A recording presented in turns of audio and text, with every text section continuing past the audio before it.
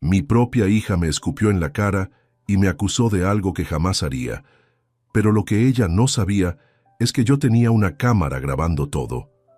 Antes de continuar, suscríbete al canal, activa la campanita porque todos los días tenemos nuevas historias.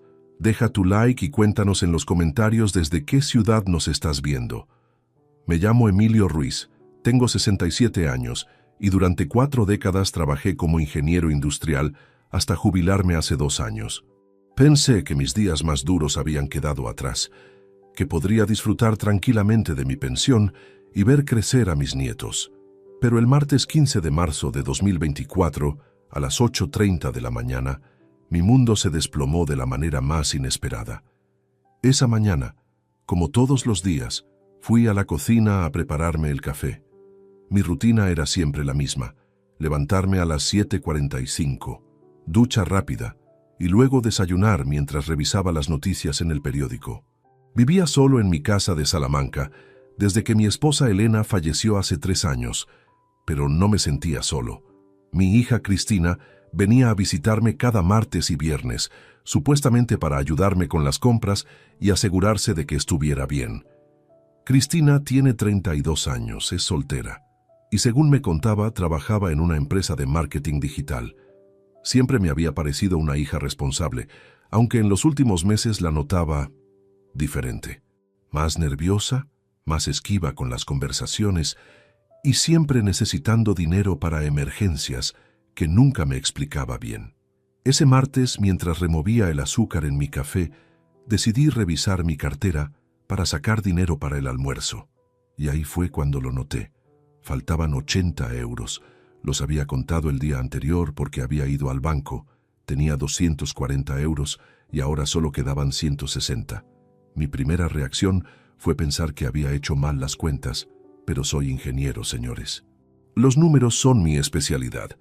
Me senté en la mesa de la cocina con el café humeando, y por primera vez en meses mi mente de ingeniero se puso a trabajar de verdad. Empecé a recordar. La semana pasada también había notado que faltaba dinero, pero lo atribuí a un despiste mío. Hace 15 días lo mismo. Y hace un mes, cuando Cristina vino a ayudarme a ordenar los papeles del escritorio, también desaparecieron 50 euros de la mesita de noche. El patrón era demasiado claro para ignorarlo.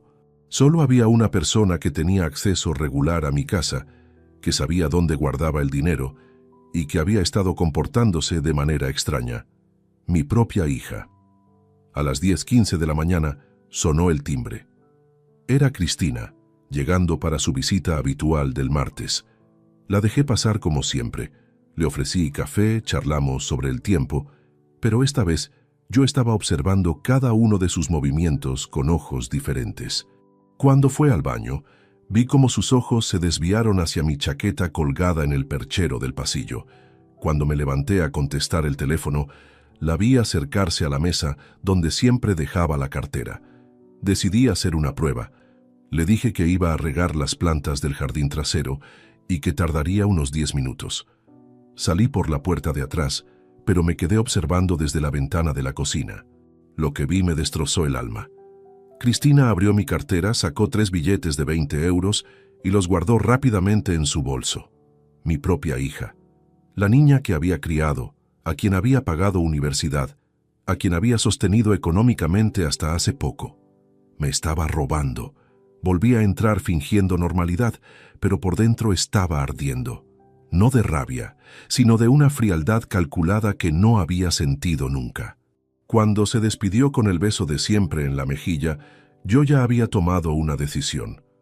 Iba a descubrir exactamente qué estaba pasando, y después iba a actuar en consecuencia. Esa noche, sentado en mi sillón con un whisky en la mano, empecé a planificar. Porque si hay algo que me enseñaron 40 años de ingeniería, es que cada problema tiene una solución, y cada solución requiere un plan meticuloso. Mi hija había cometido un error al subestimarme. Pensaba que era solo un viejo jubilado inofensivo. Estaba a punto de descubrir que estaba muy equivocada. Durante los siguientes 3 días, me convertí en detective de mi propia vida. Empecé analizando cada detalle que había estado ignorando durante meses, y las piezas del rompecabezas comenzaron a encajar de manera aterradora. La primera revelación llegó cuando revisé mis estados de cuenta bancarios de los últimos 6 meses. Había estado retirando dinero del cajero automático con mucha más frecuencia de lo normal, pero como siempre tenía efectivo en casa, nunca me había detenido a cuestionarlo. En enero retiré 320 euros más de lo habitual. En febrero, 450 euros extra. En marzo, ya llevaba 380 euros de más. No eran cantidades enormes, pero sumadas representaban más de 1.000 euros que habían desaparecido gradualmente. Después vino el análisis de las visitas de Cristina. Saqué mi agenda donde anotaba todo, un hábito que mantengo desde mis días de ingeniero, y empecé a cruzar fechas. Las visitas sorpresa de Cristina habían aumentado significativamente desde diciembre. Antes venía los martes y viernes como habíamos acordado, pero desde enero empezó a aparecer también los domingos, para pasar más tiempo conmigo. Los jueves por la tarde, porque salía temprano del trabajo. Los sábados, para ayudarme con la limpieza profunda. Cada visita extra coincidía con una desaparición de dinero que yo había atribuido a mi supuesta distracción. Pero lo que realmente me partió el corazón fue recordar las conversaciones. Cristina siempre había sido parlanchina, me contaba detalles de su trabajo, sus amigos, sus planes de fin de semana. Pero en los últimos meses, sus respuestas se habían vuelto vagas y esquivas. Cuando le preguntaba por su trabajo, decía, «Bien, papá, ya sabes, lo mismo de siempre». Cuando mencionaba a sus amigos, cambiaba rápidamente de tema, y sus ojos habían perdido esa chispa que siempre tuvieron. El viernes 19 de marzo, decidí hacer mi primera investigación real. Llamé a Beatriz Herrera, mi cuñada, hermana de mi difunta esposa Elena. Beatriz siempre había mantenido una relación cercana con Cristina, y si alguien sabía algo, sería ella. «Emilio, me alegra escucharte», me dijo cuando contestó el teléfono. «¿Cómo estás?» «Beatriz, necesito preguntarte algo sobre Cristina, y quiero que seas completamente honesta conmigo». Hubo un silencio incómodo, demasiado largo para ser casual. «¿Qué tipo de pregunta, Emilio? ¿Has notado algo extraño en ella últimamente? ¿Algún cambio en su comportamiento?» Otro silencio. Luego un suspiro profundo. «Emilio, he estado esperando que alguien me preguntara esto. Sí, he notado cambios, muchos cambios. Lo que me contó Beatriz me heló la sangre. Cristina había perdido peso de manera notoria, algo que yo había atribuido a estrés laboral. Sus manos temblaban cuando no se daba cuenta de que la observaban. Había dejado de participar en las reuniones familiares siempre con excusas de último minuto. Y lo más alarmante, Beatriz la había visto 2 veces en el centro de la ciudad con personas que no parecían buena compañía. «¿Qué quieres decir con no parecían buena compañía?», le pregunté. «Hombres mayores, con aspecto peligroso».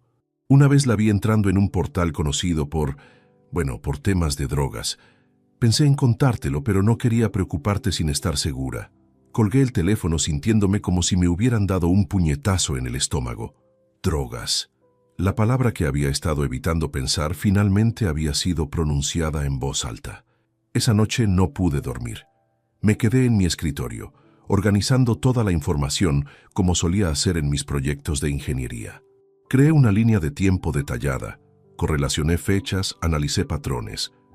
El cuadro que emergía era devastador, pero también me daba algo que necesitaba desesperadamente: claridad.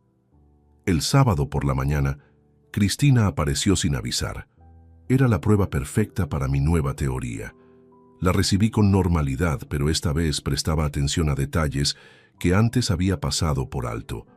Sus pupilas estaban ligeramente dilatadas. Se tocaba la nariz constantemente. Bebía agua con desesperación. Y cuando pensaba que no la estaba mirando, sus ojos escaneaban la habitación buscando algo, probablemente dinero.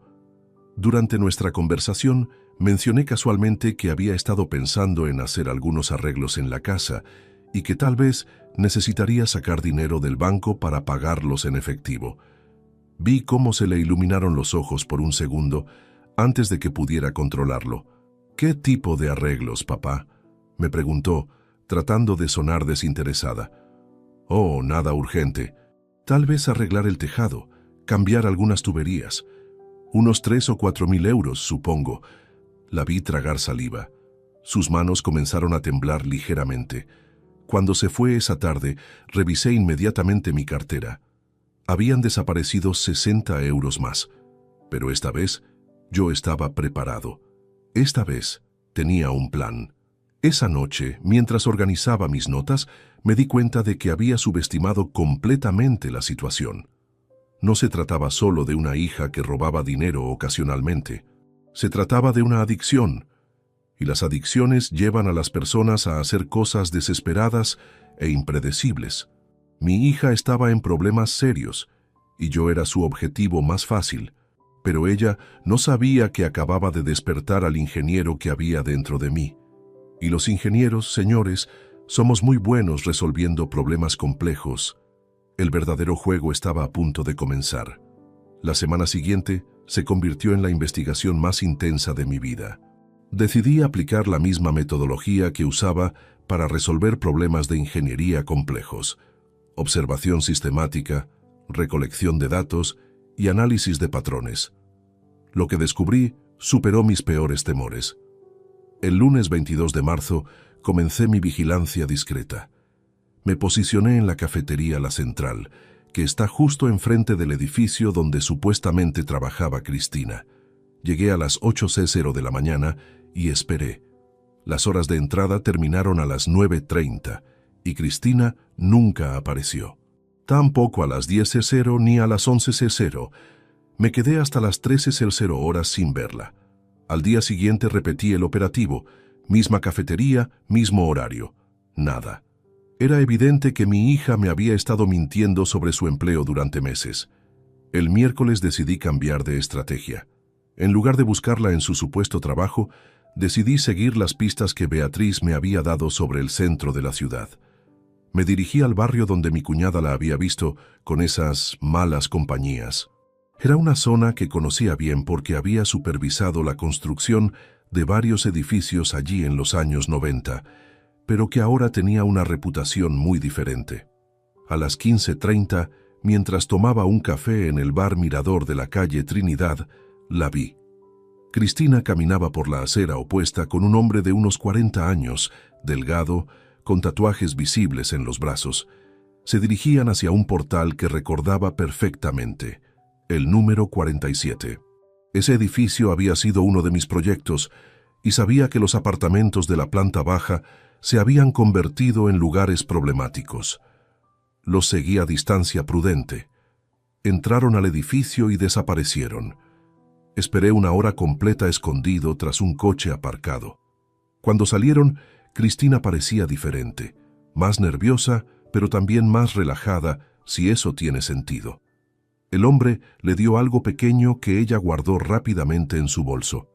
Esa noche, en casa, conecté todos los puntos.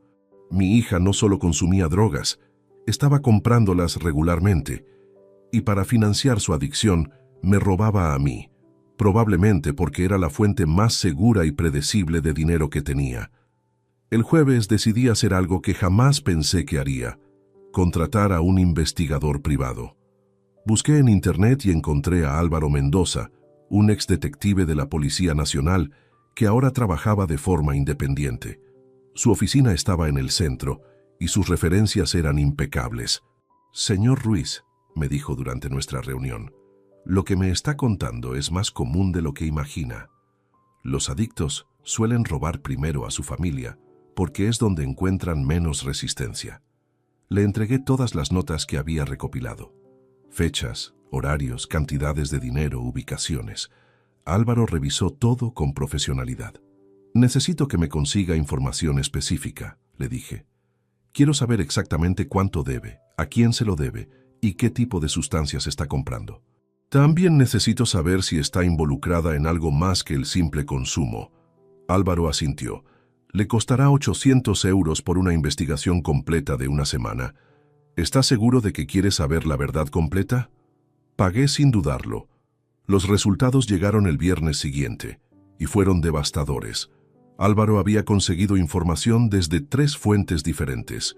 Cristina debía 12.400 euros a un traficante llamado Rubén Santos, conocido en el barrio como El Ruso. Las deudas se habían acumulado durante los últimos 8 meses, y la presión para pagar estaba aumentando. Pero había más. Según sus contactos, Cristina había comenzado vendiendo algunas de sus pertenencias, joyas, ropa de marca, incluso su coche, que había vendido en febrero alegándome que prefería usar transporte público por el medio ambiente. Todo ese dinero había ido directamente a alimentar su adicción y pagar deudas anteriores. Lo más alarmante era el tipo de sustancias. No se trataba de marihuana ocasional. Cristina estaba enganchada a la cocaína y, según Álvaro, las personas en su situación solían escalar a métodos más desesperados para conseguir dinero cuando las fuentes familiares se agotaban. «Señor Ruiz», me dijo Álvaro durante nuestra segunda reunión, «su hija está en una espiral descendente muy peligrosa. La deuda que tiene con Santos no es una broma. Este hombre tiene antecedentes por violencia y no es conocido precisamente por su paciencia con los morosos». Esa información me dio una perspectiva completamente nueva de la situación. No era solo que mi hija me estuviera robando, estaba en peligro real. Y por extensión yo también podría estarlo si Santos decidía que necesitaba presionar más fuerte para recuperar su dinero. El sábado por la noche, mientras revisaba toda la documentación que Álvaro me había proporcionado, tomé una decisión que cambiaría todo. No iba a confrontar a Cristina inmediatamente.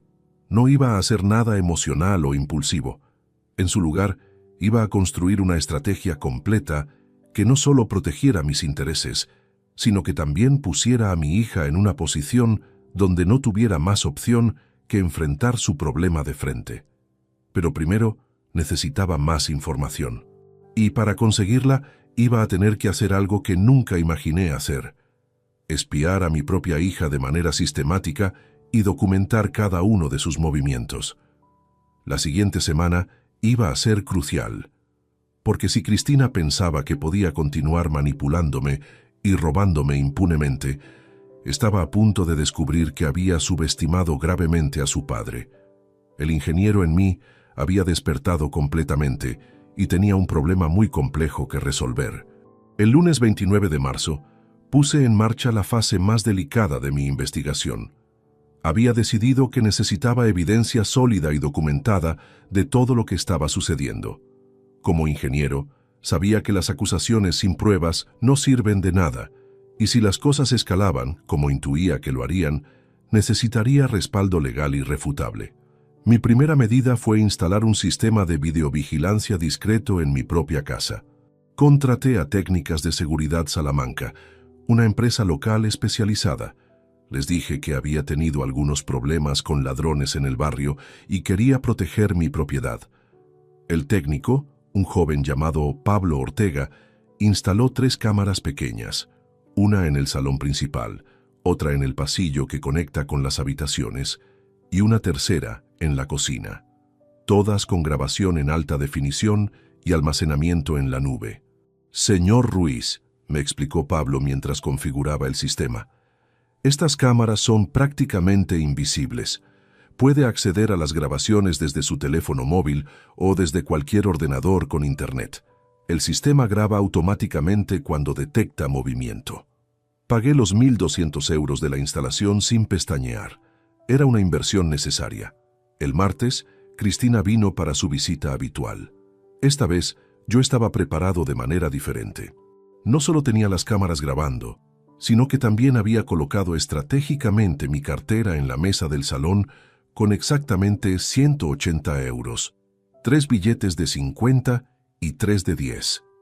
Los había marcado discretamente con un bolígrafo especial que solo era visible bajo luz ultravioleta, una técnica que había aprendido durante mis años supervisando pagos en efectivo en proyectos de construcción. Durante la visita, mantuve una conversación completamente normal con Cristina. Le pregunté por su trabajo, más mentiras, por sus planes de fin de semana, más evasivas, y por su salud, respuestas nerviosas. A mitad de la conversación, fingí recibir una llamada importante de mi médico y me disculpé para ir a otra habitación. Desde el dormitorio accedí a la aplicación de las cámaras en mi teléfono móvil. Lo que vi me confirmó lo que ya sabía, pero verlo en tiempo real fue como recibir un golpe en el pecho. Cristina se acercó inmediatamente a la mesa, abrió mi cartera y en menos de 30 segundos había tomado 100 euros, 2 billetes de 50.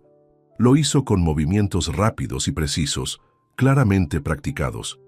Cuando regresé al salón, ella estaba sentada exactamente donde la había dejado, sonriendo como si nada hubiera pasado. ¿Todo bien con el médico, papá?, me preguntó con una naturalidad que me resultó escalofriante. Sí, solo rutina, respondí, manteniendo mi compostura mientras por dentro se me desplomaba el mundo. Esa tarde, después de que se marchara, revisé la grabación completa. El video mostraba claramente el robo, con fecha y hora precisas, 29 de marzo de 2024, 16:42 horas. Guardé una copia en 3 lugares diferentes: mi ordenador, una memoria USB y el almacenamiento en la nube. Pero necesitaba más que un solo incidente. Necesitaba establecer un patrón documentado. Durante los siguientes días, implementé lo que llamé Operación Evidencia. Cada vez que esperaba una visita de Cristina, preparaba la escena cuidadosamente. Cantidades específicas de dinero en lugares predecibles, siempre marcados con el bolígrafo ultravioleta, siempre con las cámaras grabando. Cristina no me defraudó. El jueves 1 de abril robó 80 euros. El sábado 3 de abril, cuando vino con la excusa de ayudarme con la limpieza, se llevó 120 euros. Cada robo quedó perfectamente documentado en video de alta definición.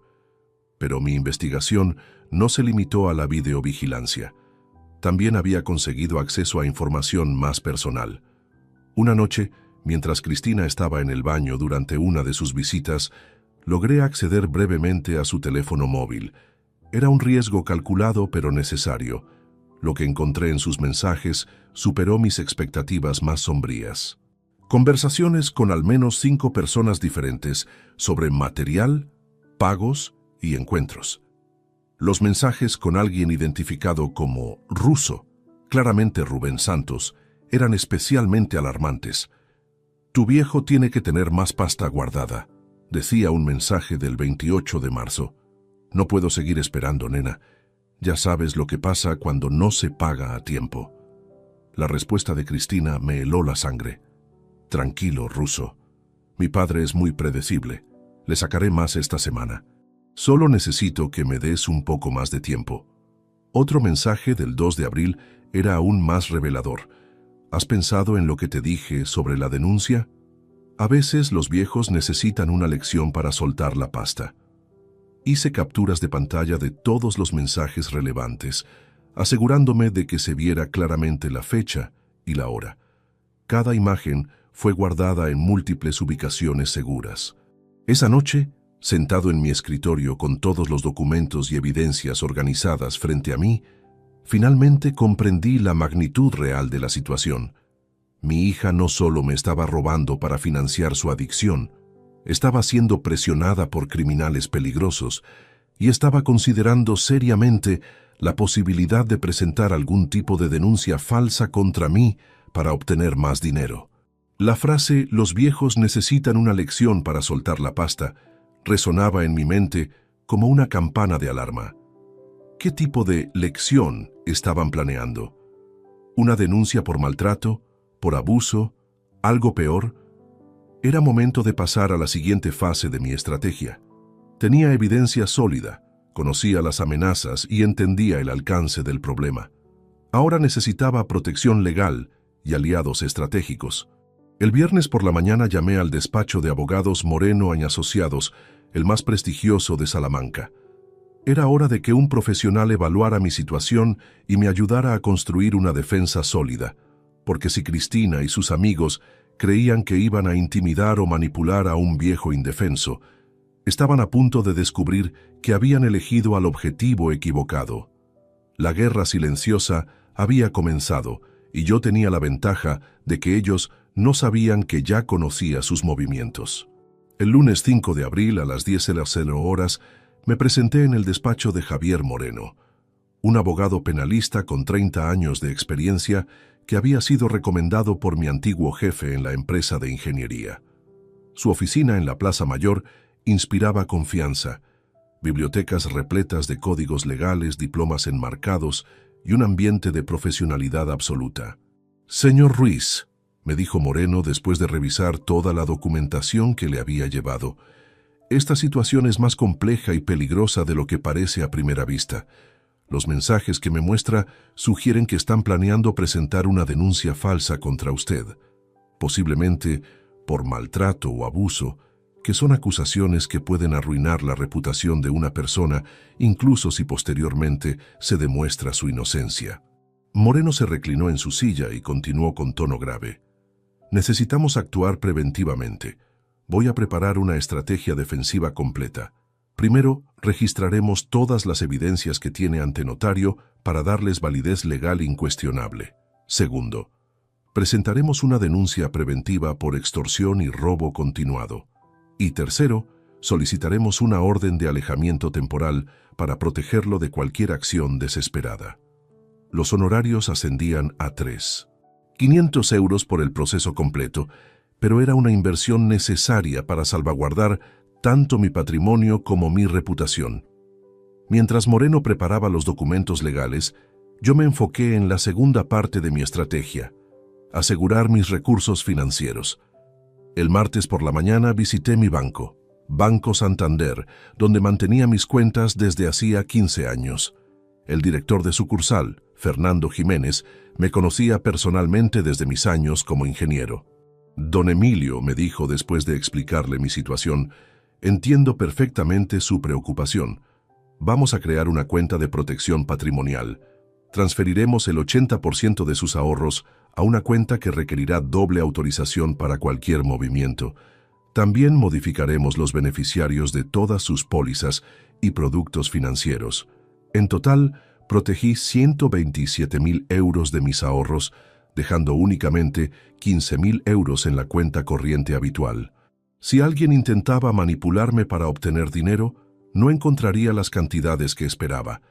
El miércoles recibí una llamada que cambió completamente mi perspectiva del caso. Era Miguel Torres, el hermano de mi difunta esposa, Elena, y tío directo de Cristina. Miguel trabajaba como psicólogo clínico en el Hospital Universitario de Salamanca y mantenía una relación cercana con mi hija desde su infancia. «Emilio, necesito hablar contigo urgentemente», me dijo con voz preocupada. «Es sobre Cristina. Creo que los dos hemos estado notando cosas extrañas y es hora de que compartamos información. Nos encontramos esa tarde en su consulta privada. Lo que Miguel me reveló encajó perfectamente con mis sospechas, pero añadió dimensiones que no había considerado. Hace 3 semanas, Cristina vino a verme a la consulta», comenzó Miguel. «Oficialmente quería hablar sobre estrés laboral, pero en realidad estaba buscando que le prescribiera ansiolíticos. Sus síntomas eran claros: pupilas dilatadas, temblor en las manos, sudoración excesiva, paranoia. Son signos inequívocos de consumo de estimulantes». Miguel abrió un archivo confidencial. Le hice algunas preguntas indirectas sobre su situación económica. Me confesó que tenía algunos problemitas de dinero, pero que su padre, tú, la estabas ayudando de vez en cuando. También mencionó que estabas considerando hacer cambios en tu testamento para asegurar su futuro. Esa información me alarmó profundamente. Cristina estaba utilizando conversaciones manipuladas conmigo para crear una narrativa falsa ante su tío psicólogo. «Hay más», continuó Miguel. Me preguntó específicamente sobre procedimientos legales para declarar a una persona mentalmente incompetente. Dijo que era por curiosidad académica, porque había visto algo en la televisión, pero la pregunta me pareció demasiado específica y personal. El puzzle se completaba de manera aterradora.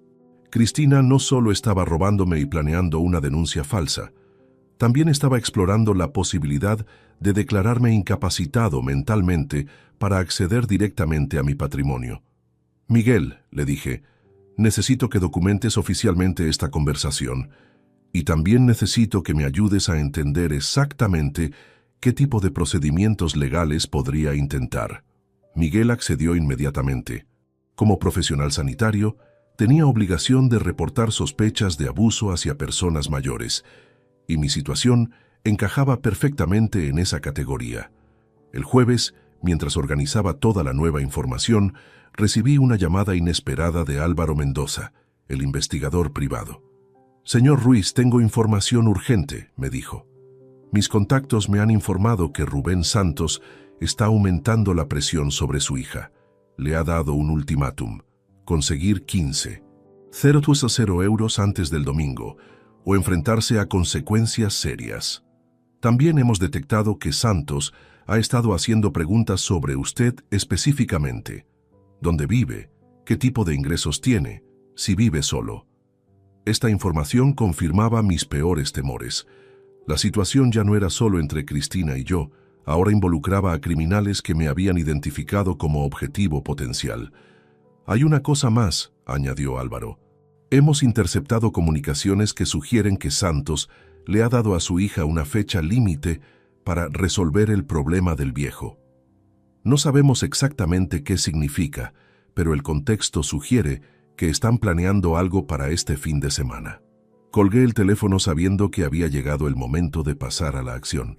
Tenía todas las evidencias necesarias, protección legal en marcha, recursos financieros asegurados y aliados estratégicos identificados. Pero también sabía que mis oponentes estaban acelerando sus planes. El viernes por la noche, mientras revisaba todos los documentos en mi escritorio, tomé la decisión final. No iba a esperar a que Cristina y sus cómplices ejecutaran su plan. Era momento de tomar la iniciativa y confrontar la situación de frente, pero de manera calculada y con todas las ventajas de mi lado. La próxima vez que mi hija apareciera en mi casa, me encontraría con un padre completamente diferente al que había estado manipulando durante meses. El ingeniero había terminado de diseñar la solución y ahora era momento de implementarla. El sábado 10 de abril por la mañana, decidí que era momento de construir la red de apoyo definitiva antes del confronto final. Sabía que cuando llegara el momento de la verdad, necesitaría testigos creíbles y aliados estratégicos que pudieran respaldar mi versión de los hechos. Mi primera llamada fue a Carmen Vázquez, mi vecina de 58 años, que vivía en la casa contigua desde hacía 12 años. Carmen era profesora jubilada de instituto, una mujer observadora y detallista que siempre había mantenido una relación cordial conmigo. Más importante aún, había sido testigo involuntaria de muchas de las visitas extrañas de Cristina. «Don Emilio», me dijo cuando le expliqué que necesitaba hablar con ella sobre un tema delicado. La verdad es que llevaba tiempo queriendo comentarle algo. He notado comportamientos muy extraños en Cristina durante los últimos meses. Nos sentamos en su cocina mientras ella me detallaba sus observaciones. La he visto llegar a su casa a horas muy raras, siempre mirando por encima del hombro, como si alguien la siguiera.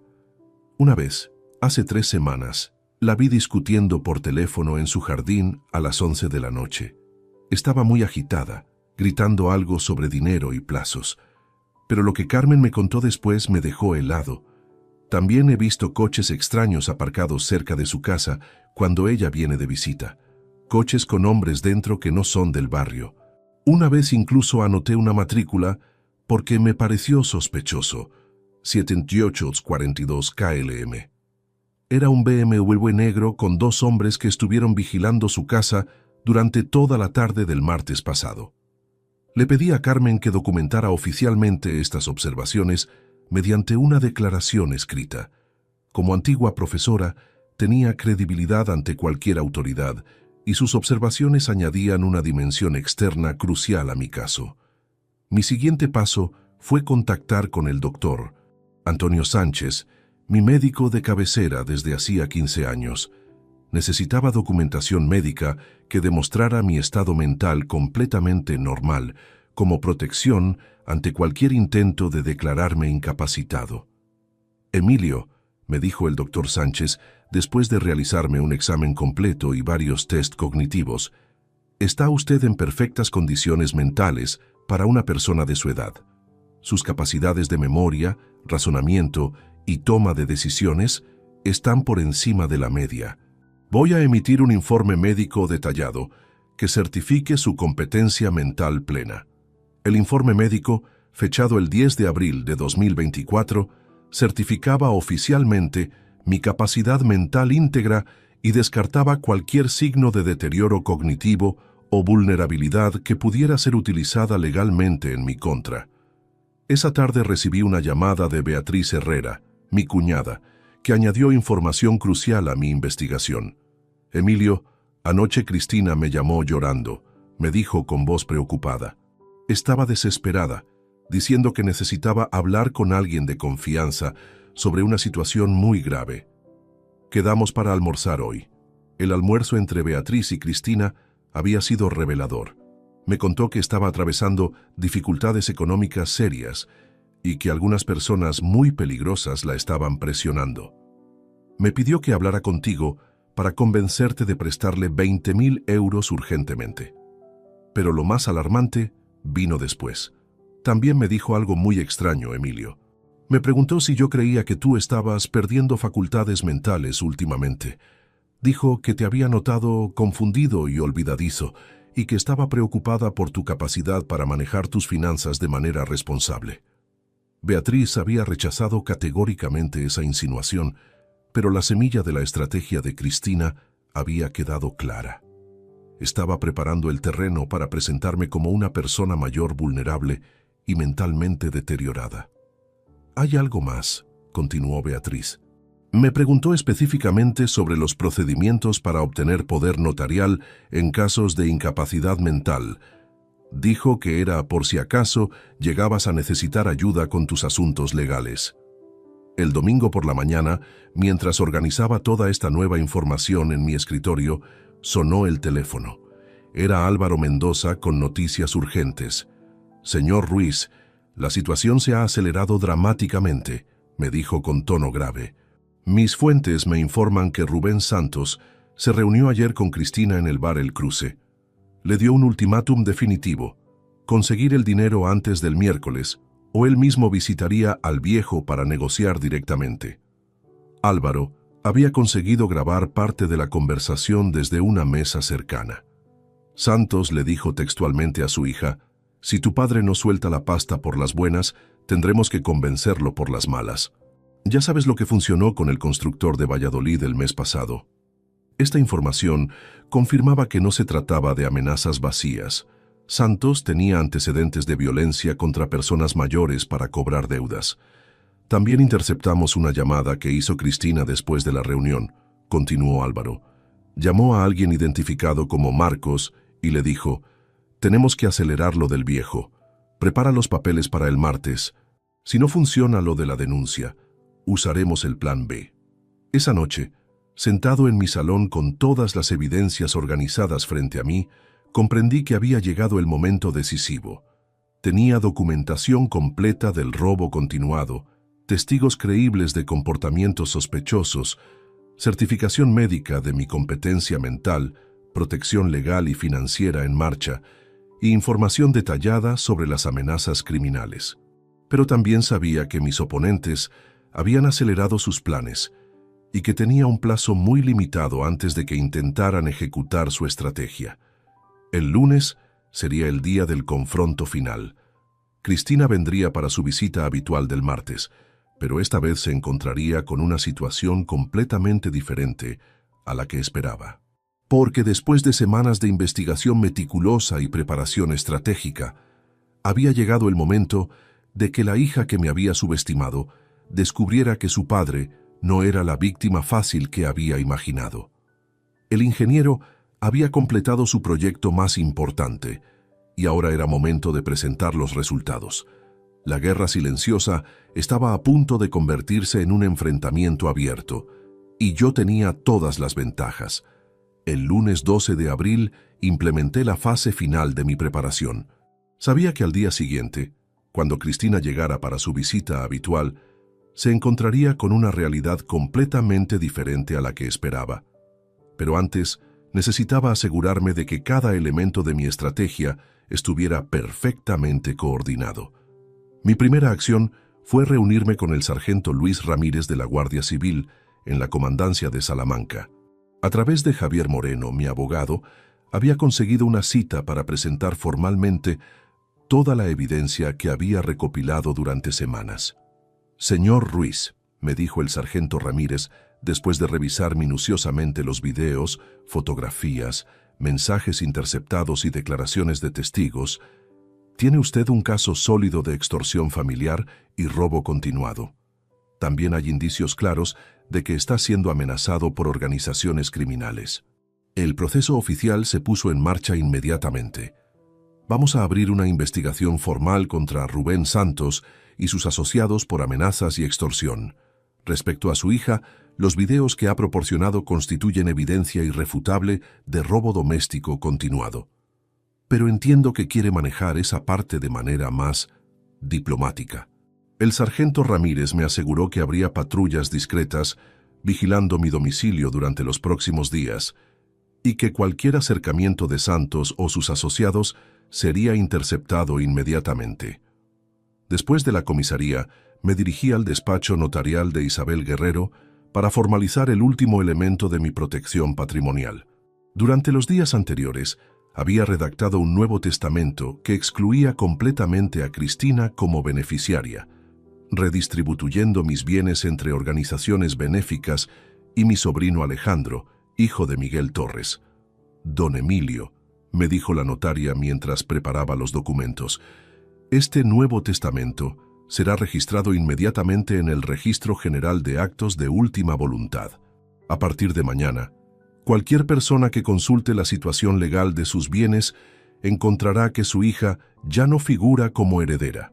También aproveché para otorgar poderes especiales a Miguel Torres y a mi abogado, Javier Moreno, con instrucciones específicas de que actuaran en mi nombre si algo me sucediera. Era mi póliza de seguro final contra cualquier intento de manipulación o coacción. Esa tarde, convoqué una reunión en mi casa con todos mis aliados principales: Miguel Torres, Beatriz Herrera, Carmen Vázquez y el propio Javier Moreno. Era hora de coordinar la estrategia final. «Mañana, cuando Cristina venga a las 4 de la tarde como siempre», les expliqué, «todos ustedes estarán aquí como testigos. Miguel, quiero que evalúes oficialmente su estado mental. Beatriz, necesito que la confrontes directamente sobre las mentiras que te ha contado. Carmen, documenta todo desde tu perspectiva de testigo externo». Javier Moreno añadió el componente legal. «Emilio ha preparado una propuesta de resolución que presentaremos a Cristina. Si acepta someterse voluntariamente a rehabilitación y devolver el dinero robado, no presentaremos cargos criminales. Si rechaza la oferta, procederemos con el proceso judicial completo». La propuesta era clara. Cristina tendría que ingresar inmediatamente en el Centro de Rehabilitación San Juan de Salamanca por un mínimo de 6 meses, devolver los 3.200 euros documentados que había robado durante las últimas semanas y someterse a supervisión psicológica continua. A cambio, yo no presentaría denuncia formal por robo, pero tampoco volvería a darle dinero ni la incluiría en mi testamento. El martes por la mañana, mientras esperaba la llegada de Cristina, recibí una llamada final de Álvaro Mendoza, que me confirmó que había tomado la decisión correcta. «Señor Ruiz, anoche Santos reunió a 3 de sus asociados en su local habitual. Nuestros contactos confirmaron que hoy era el día límite para su hija. Si no aparecía con al menos 10.000 euros en efectivo, ellos se dirigirían directamente a su domicilio esta tarde». Álvaro había coordinado con la Guardia Civil para interceptar cualquier movimiento de Santos hacia mi casa. Pero era evidente que mi hija estaba desesperada y que probablemente intentaría algo drástico durante su visita. A las 15:30, todos mis aliados estaban en posición. Miguel y Beatriz en el salón, Carmen observando discretamente desde su casa, Javier Moreno en la cocina revisando documentos legales. Las cámaras estaban grabando. Mi teléfono móvil tenía conexión directa con la comisaría, y yo me había preparado mentalmente para la conversación más difícil de mi vida. A las 15:55 vi el coche de Cristina aproximarse por la calle, pero esta vez no venía sola. Había un segundo vehículo siguiéndola a distancia, exactamente el BMW negro que Carmen había identificado anteriormente. Cuando Cristina tocó el timbre, abrí la puerta con una calma que había practicado durante días. «Hola, papá», me dijo con esa sonrisa falsa que ya había aprendido a reconocer. «¿Cómo estás?» «Entra, Cristina», le respondí con voz firme. «Tenemos muchísimo de qué hablar». Al entrar al salón y ver a Miguel, Beatriz y al abogado esperándola, su expresión cambió inmediatamente. La sonrisa desapareció y por primera vez en meses vi miedo real en sus ojos. ¿Qué está pasando aquí?», tartamudeó, mirando nerviosamente a cada persona presente. Me senté en mi sillón favorito, el mismo desde donde había planificado toda esta estrategia durante semanas, y la miré directamente a los ojos. «Cristina», le dije con la voz más fría que había usado jamás con ella, «durante los últimos 2 meses has robado 3.200 euros de mi cartera. Tienes una deuda de 12.400 euros con un traficante llamado Rubén Santos. Has mentido sobre tu trabajo, tu situación económica y tus actividades. Y según nuestras investigaciones, estás planeando presentar una denuncia falsa contra mí para obtener acceso a mi dinero». Vi cómo se desplomaba internamente, pero aún no había terminado. Todo esto está documentado con videos, testigos y evidencia legal irrefutable. Pero antes de decidir qué hacer contigo, vas a tener la oportunidad de contarme la verdad completa. El momento de la justicia había llegado, y yo tenía todas las cartas en mis manos. El silencio que siguió a mis palabras fue ensordecedor. Cristina se quedó completamente inmóvil durante unos segundos que parecieron eternos, con los ojos moviéndose rápidamente entre todas las personas presentes en el salón. Podía ver cómo su mente trabajaba desesperadamente, buscando una salida, una excusa, cualquier cosa que la salvara de la trampa perfecta en la que acababa de caer. «Papá, yo no sé de qué estás hablando», murmuró finalmente, pero su voz temblaba de manera tan evidente que hasta ella misma parecía darse cuenta de lo poco convincente que sonaba. Javier Moreno, desde su posición junto a la mesa de la cocina, abrió el primer archivo y sacó las impresiones de los fotogramas más claros de las grabaciones de videovigilancia. «Cristina», dijo con voz profesional y fría, «estas imágenes muestran claramente tus acciones del 29 de marzo a las 16:42 horas, del 1 de abril a las 18:15 horas y del 3 de abril a las 14:23 horas. En cada ocasión, abriste la cartera de tu padre y sustraíste dinero en efectivo». Le mostró las fotografías una por una. En cada imagen se veía perfectamente a Cristina tomando billetes de mi cartera, con fecha y hora claramente visibles en la esquina superior derecha. «También tenemos documentadas las conversaciones de texto con Rubén Santos», continuó Moreno, mostrando las capturas de pantalla de los mensajes. «Especialmente interesante es este del 2 de abril, donde discuten sobre dar una lección a los viejos para que suelten la pasta». La cara de Cristina se puso completamente pálida. Sus manos comenzaron a temblar visiblemente y se aferró al respaldo del sofá para mantenerse en pie. Eso no significa nada», balbuceó. «Son mensajes sacados de contexto». Fue entonces cuando Miguel Torres, su propio tío, se levantó del sillón donde había estado observando silenciosamente. «Cristina», le dijo con la voz quebrada por la emoción, «hace 3 semanas viniste a mi consulta pidiendo ansiolíticos. Te hice preguntas profesionales sobre tu estado y me mentiste sistemáticamente. También me preguntaste sobre procedimientos legales para declarar a una persona mentalmente incompetente. ¿Recuerdas esa conversación?». Los ojos de Cristina se llenaron de lágrimas, pero no eran lágrimas de arrepentimiento. Eran lágrimas de desesperación al ver que todas sus mentiras y manipulaciones habían sido descubiertas y documentadas. «Y ayer», intervino Beatriz con voz firme, «me llamaste pidiendo que convenciera a tu padre de prestarte 20.000 euros. También me dijiste que creías que estaba perdiendo facultades mentales y que necesitaba ayuda para manejar sus finanzas». Cristina intentó una última maniobra desesperada. Se giró hacia mí con los ojos llenos de lágrimas y adoptó el tono de voz que había usado durante toda su infancia cuando quería conseguir algo. «Papá, por favor, déjame explicarte. Sí, tomé algo de dinero, pero era porque estoy en una situación muy complicada. Hay personas que me amenazaron, que dijeron que te harían daño si no les pagaba. Solo estaba tratando de protegerte. Pero esta vez, su actuación no funcionó conmigo. Me levanté de mi sillón y me acerqué a ella, manteniéndola fija con la mirada. Cristina, le dije con una frialdad que ella nunca había escuchado en mi voz. Durante 32 años te he dado todo lo que necesitabas.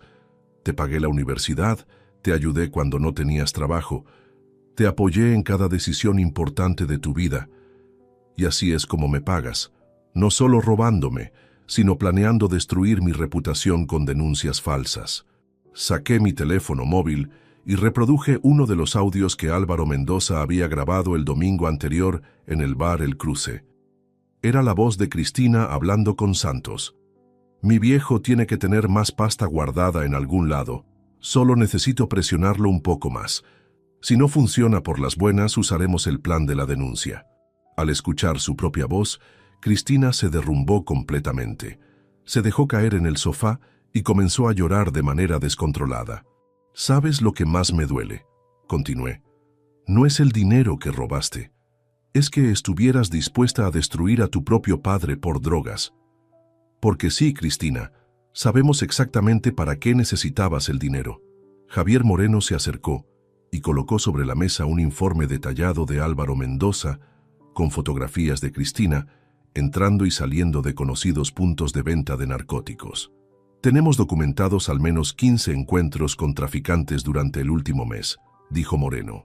«También tenemos registros bancarios que muestran que vendiste tu coche, tus joyas y varios artículos de valor durante los últimos meses». En ese momento sonó mi teléfono móvil. Era el sargento Ramírez de la Guardia Civil. «Señor Ruiz», me dijo, «hemos detenido a 3 individuos que se dirigían hacia su domicilio con intenciones claramente hostiles. Entre ellos estaba Rubén Santos. Los interceptamos a 2 calles de su casa con armas blancas y material para forzar cerraduras. Puse el teléfono en altavoz para que todos pudieran escuchar. También hemos registrado el local de Santos y encontrado evidencia de extorsión sistemática a personas mayores. Su hija está oficialmente libre de esas amenazas, pero también está implicada como cómplice en un esquema de extorsión familiar». Cristina levantó la cabeza al escuchar esto, con una expresión de pánico absoluto. «Papá, por favor, no sabía que iban a venir aquí.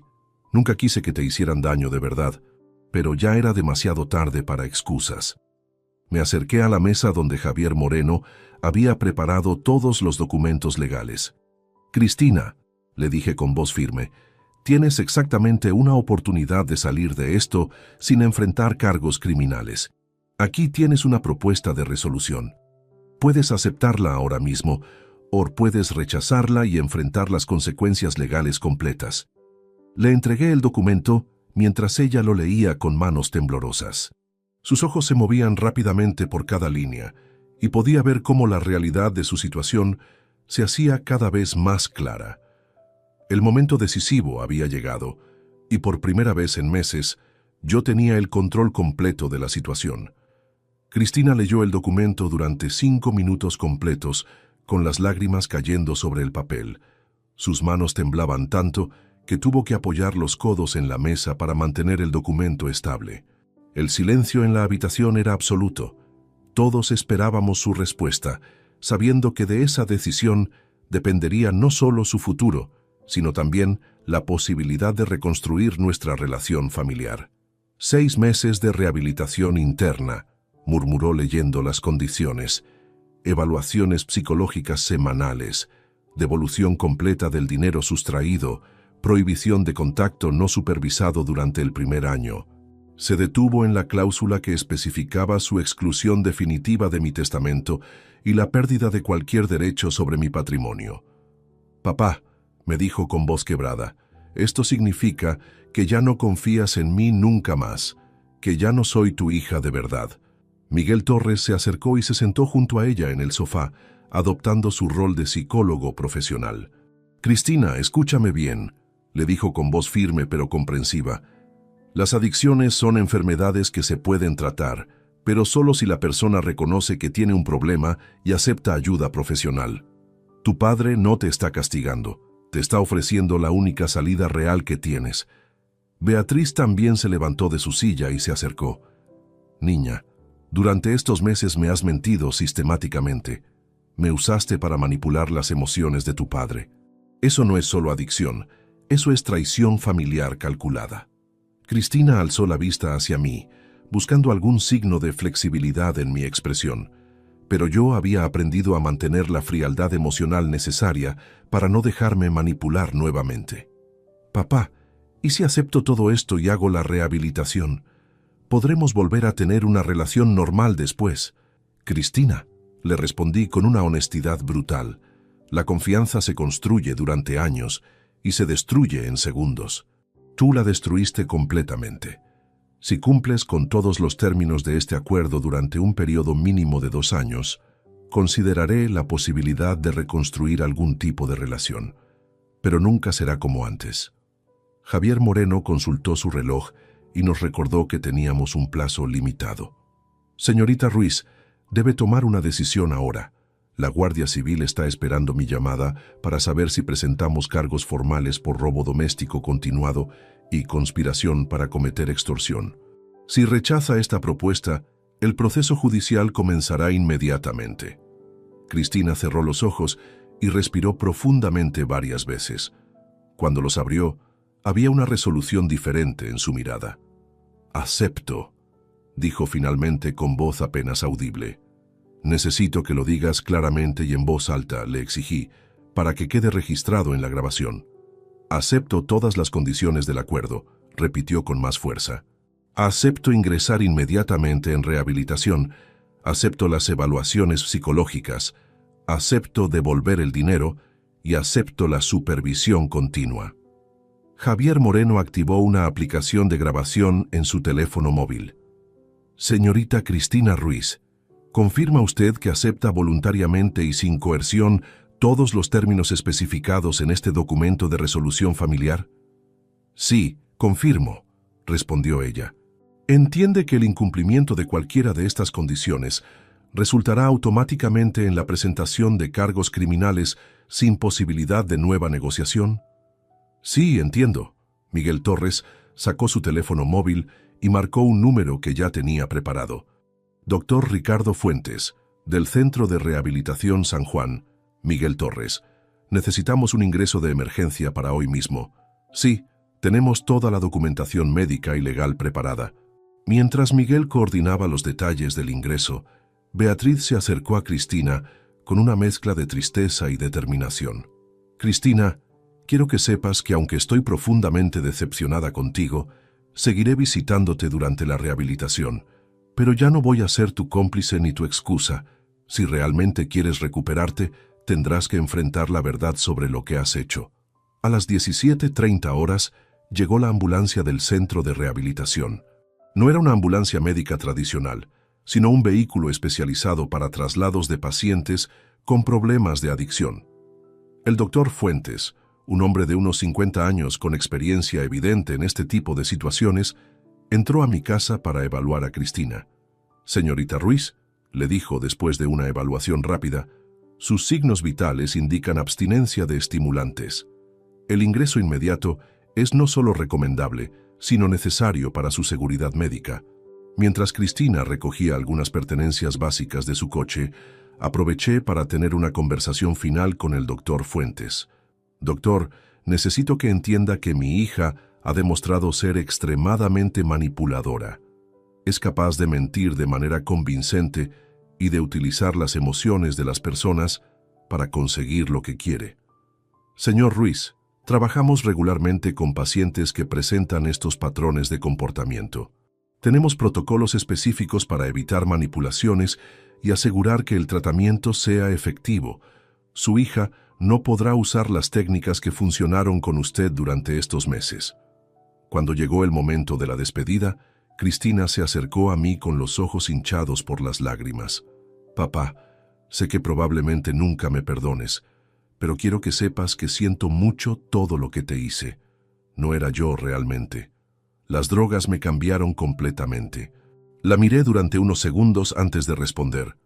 «Cristina, las drogas no te convirtieron en ladrona y mentirosa.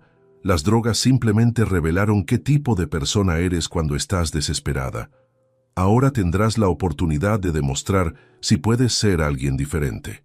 Fue la conversación más dura que había tenido en mi vida, pero también la más necesaria. A las 18:45, el vehículo del centro de rehabilitación se alejó por mi calle con Cristina dentro. Por primera vez en meses, mi casa quedó completamente silenciosa, pero era un silencio diferente.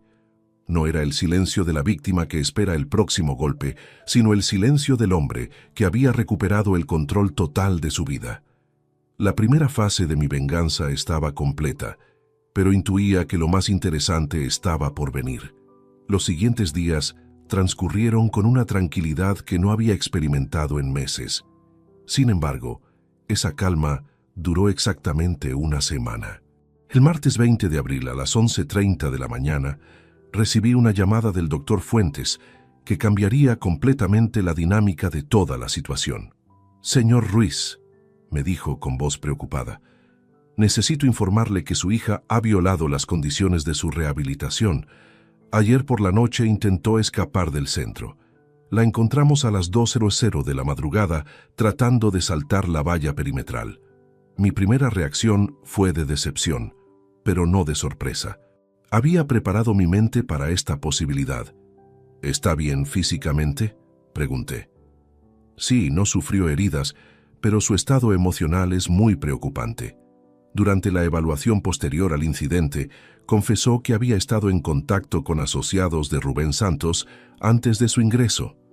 Aparentemente les había prometido conseguir una cantidad mucho mayor de dinero y ahora teme por su seguridad. Esta información activó inmediatamente todas mis alarmas. Llamé a Javier Moreno, quien a su vez contactó con el sargento Ramírez. La respuesta fue rápida y contundente. «Señor Ruiz», me explicó Ramírez esa misma tarde, «aunque Rubén Santos está detenido, su organización sigue operativa. Hemos interceptado comunicaciones que sugieren que consideran a usted responsable de las pérdidas económicas que les ha causado la detención de Santos». La situación se había complicado de manera que no había anticipado completamente. No era solo que Cristina hubiera violado su acuerdo, era que su adicción y sus deudas me habían convertido en objetivo directo de criminales profesionales. Esa noche, mientras revisaba mis opciones, sonó el timbre de mi casa a las 22:15 horas. Miré por la mirilla y vi a Cristina, completamente empapada por la lluvia, con aspecto desesperado y ojos hinchados por el llanto. «Papá, por favor, ábreme», gritaba desde el otro lado de la puerta. «Están buscándome, no tengo a dónde ir». Activé inmediatamente el protocolo de seguridad que había establecido con la Guardia Civil. Marqué el número de emergencia mientras mantenía la puerta cerrada. «Cristina», le dije a través de la puerta, «no voy a abrirte. Has violado el acuerdo que firmaste hace una semana. Además, tu escape del centro de rehabilitación activa automáticamente el proceso judicial completo. Papá, por favor, solo déjame entrar 5 minutos. Necesito explicarte algo muy importante. Se trata de tu seguridad». Su voz sonaba genuinamente aterrorizada, pero yo había aprendido a no confiar en las emociones de mi hija. Sin embargo, la mencionó específicamente. Mi seguridad me hizo dudar. «Tienes exactamente 2 minutos para explicarme desde ahí lo que necesitas decirme», le dije, manteniendo la puerta cerrada pero acercándome lo suficiente para escucharla claramente. «Papá, antes de ingresar en rehabilitación, le dije a los socios de Santos que tú tenías 200.000 euros guardados en casa. Les prometí que conseguiría ese dinero para pagar mi deuda completa y la de otros 2 clientes que también deben dinero». Mi sangre se congeló al escuchar esto. «¿Qué exactamente les dijiste, Cristina?» «Les dije que eras un ingeniero jubilado con mucho dinero ahorrado, que vivías solo y que eras vulnerable porque estabas perdiendo facultades mentales. También les dije que conocía la combinación de tu caja fuerte». La gravedad de la situación se multiplicó exponencialmente. No solo había mentido sobre mis capacidades mentales para justificar futuros robos, había presentado mi casa como un objetivo atractivo para criminales profesionales. «Papá, ahora creen que les mentí sobre la cantidad de dinero porque no aparecí con lo prometido. Están planeando venir mañana por la noche para negociar directamente contigo. Pero no va a ser una negociación. En ese momento llegaron las sirenas. 2 coches de la Guardia Civil se detuvieron frente a mi casa. El sargento Ramírez y 3 agentes más se acercaron rápidamente. «Señor Ruiz, ¿está usted bien?», me preguntó Ramírez mientras sus hombres se posicionaban alrededor de Cristina. «Sargento, mi hija acaba de confesar que proporcionó información detallada sobre mi domicilio y mis finanzas a asociados de Santos. Aparentemente, están planeando un asalto para mañana por la noche». Ramírez se dirigió directamente a Cristina con tono profesional y firme. «Señorita Ruiz, necesita acompañarnos inmediatamente para proporcionar información detallada sobre estas amenazas. También queda arrestada por violación de los términos de su rehabilitación supervisada». Cristina se giró hacia mí una última vez antes de ser escoltada hacia el coche patrulla. «Papá, lo siento muchísimo, no quería que llegara a esto. Solo quería arreglar las cosas, pero todo se salió de control». «Cristina», le respondí con una frialdad que sorprendió incluso a los guardias civiles, «hace semanas que todo se salió de tu control. La diferencia es que ahora también es problema de las autoridades, no solo mío». Después de que se llevaran a Cristina, el sargento Ramírez organizó un plan de protección completo para mi domicilio. «Señor Ruiz, vamos a trasladarlo temporalmente a un lugar seguro mientras neutralizamos esta amenaza específica. También necesitamos que nos proporcione información detallada sobre su situación financiera real para evaluar la magnitud del peligro». Esa noche, desde una habitación de hotel bajo protección policial, reflexioné sobre cómo la situación había evolucionado más allá de mis expectativas más pesimistas.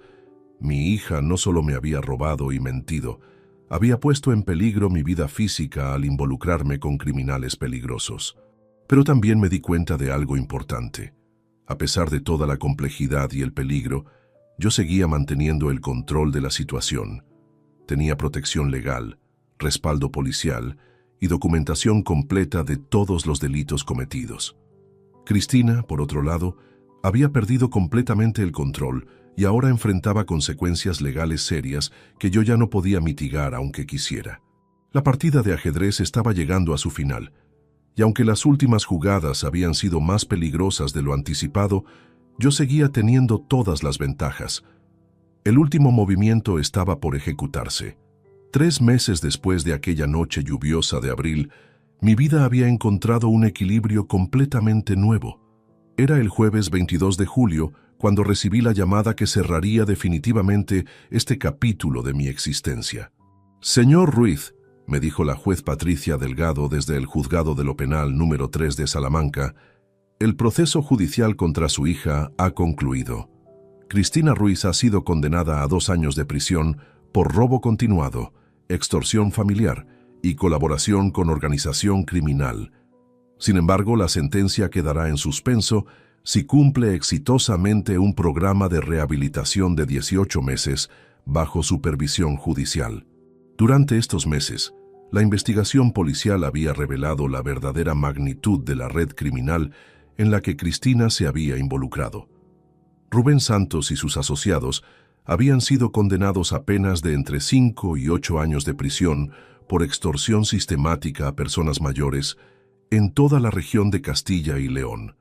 Mi caso había sido la pieza clave que permitió desmantelar toda la organización. El sargento Ramírez me había explicado que mi documentación meticulosa y la evidencia recopilada habían servido como modelo para identificar a otras víctimas que no se habían atrevido a denunciar.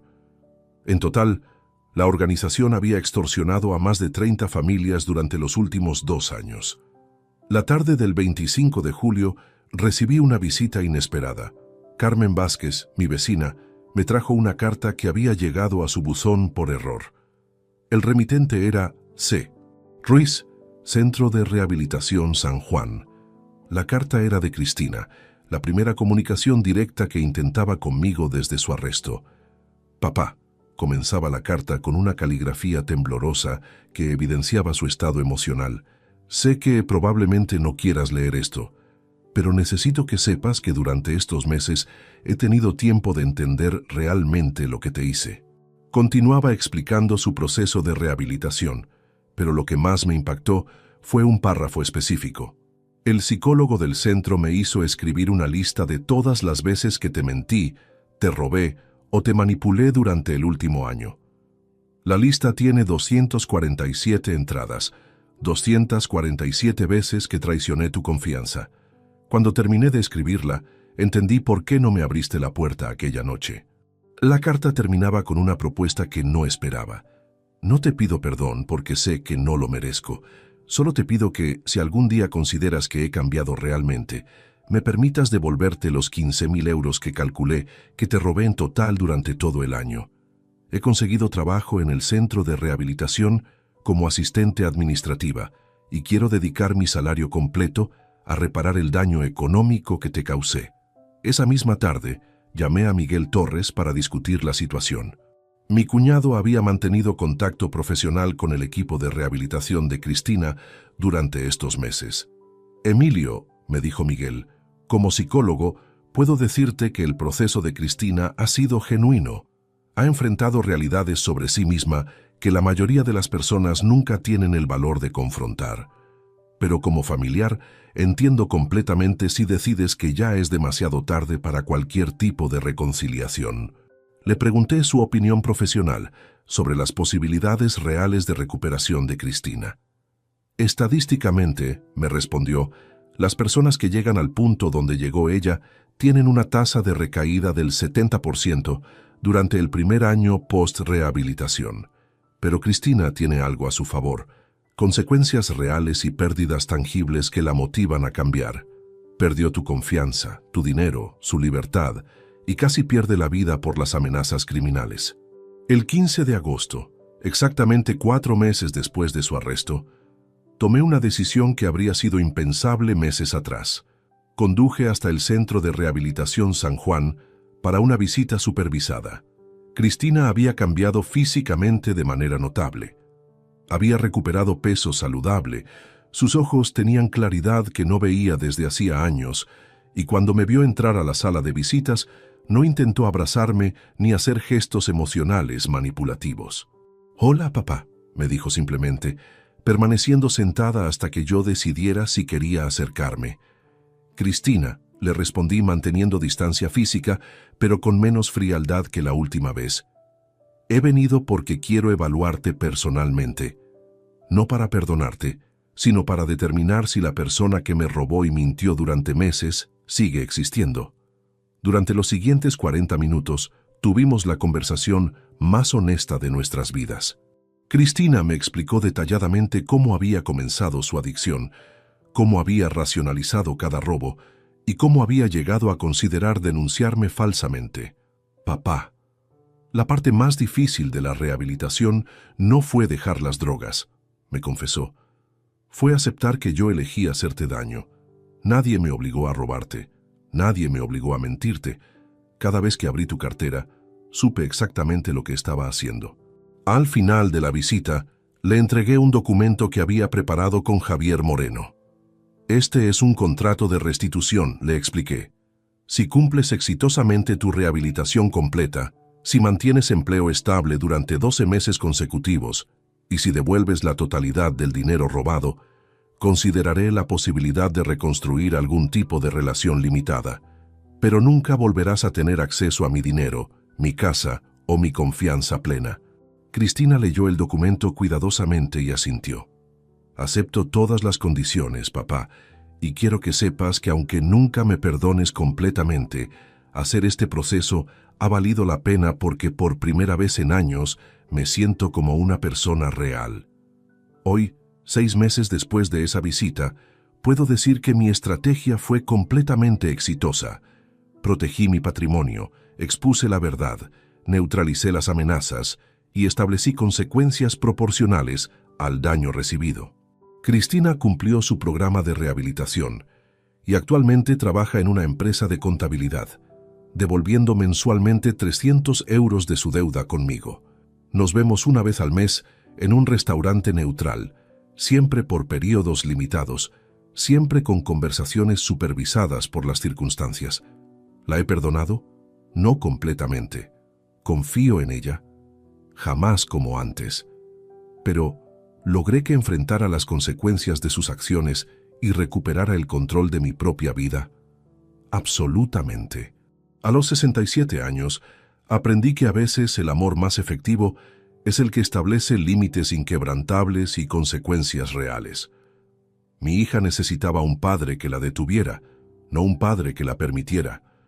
Y yo necesitaba recordar que ser ingeniero significa resolver problemas sistemáticamente, sin importar cuán personales o dolorosos sean esos problemas. La lección más importante que aprendí es esta: nunca subestimen a un viejo que ha decidido que ya no va a ser víctima de nadie, porque cuando despertamos, somos más peligrosos de lo que cualquiera imagina. Y esa, señores, es toda la historia. Si te gustó esta historia, dale like al video, suscríbete al canal y comparte tus impresiones en los comentarios. Para escuchar la próxima historia, haz clic en la caja de la izquierda. Gracias por vernos.